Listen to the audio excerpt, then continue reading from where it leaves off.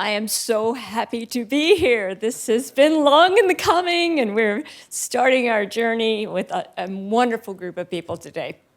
I have to shout out again for the stick-to-itiveness of Yoav Dubinsky in assembling all the information needed to articulate our case that we might be an Olympic Study Center. And then I have to also shout out to Bruce Blonigan when that case was articulated that he was ready to support us.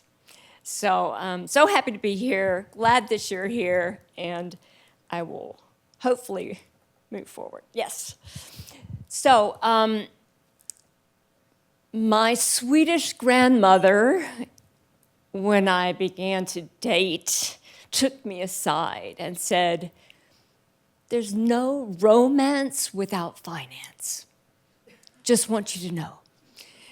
I'm like, wow, Sophie, wow, thanks. But it's true. You have sport and you have to finance it.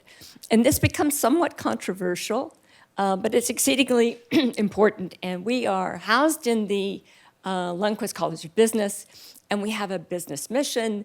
And it involves the sponsorship and the financing of the Olympics as one of our research topics. So this is publicly available information from the IOC, and it tells the story of the financing of the Olympics. And one of the line items here is top program marketing rights, so the sponsors that come together to support the Olympics. And it's not pure altruism. They're very much interested in what the Olympic Games brings to them and how that helps their brand look worldwide.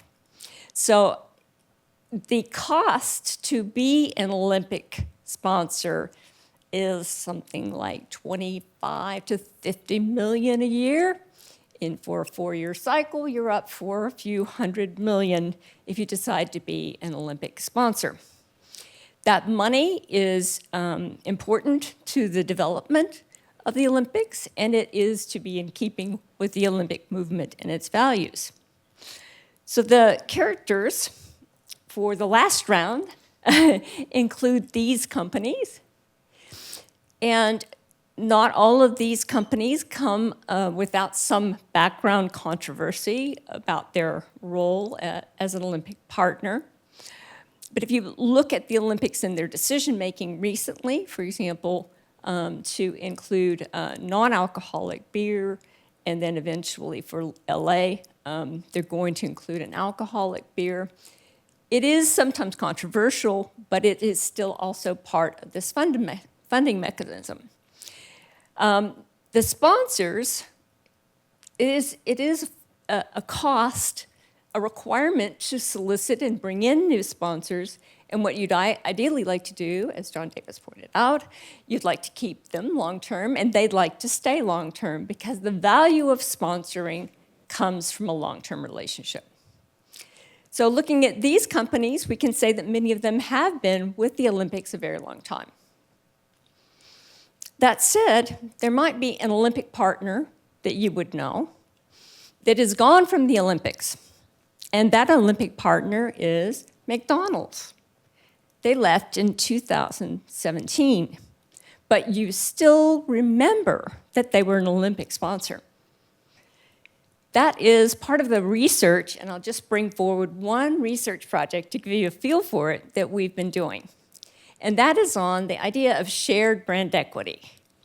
So of the various research projects, this is one of my favorites because it's so applicable to what happens with the Olympics, because it is a minimum 4 years, oftentimes multi-decade relationship. That brand right there behind Léon Marchand is an Olympic sponsor of the timing pieces, Omega, and they have been with the Olympics for decades. So the question is then in this idea, this research project, projects actually, what is it that people remember, and how is that beneficial to the brands that are sponsoring the Olympics? Is there association with pride or with, sports personship? Or what is it that drives that nexus, that link between the brand and the Olympics? And then how does that work? In business, traditionally, there's an idea of brand equity. And for me, at least, it's kind of like the vision of decorating a Christmas tree, in that you go and find things that work with your brand and you decorate your tree, and this is you. This is all the things that you've been associated with. But the truth of the matter is, with our revised theory of shared brand equity, it's not your tree, it's a shared tree. For better or for worse, for like it or for not, it is a shared relationship. And decades of relationship then bring you to the point where you can't be thought of in terms of what you've done and historically without that other partner being thought of as well. When you think of the Olympics and their history, and you think of the controversy and the supporters, you can't not remember McDonald's was there. McDonald's was significant for many, many decades.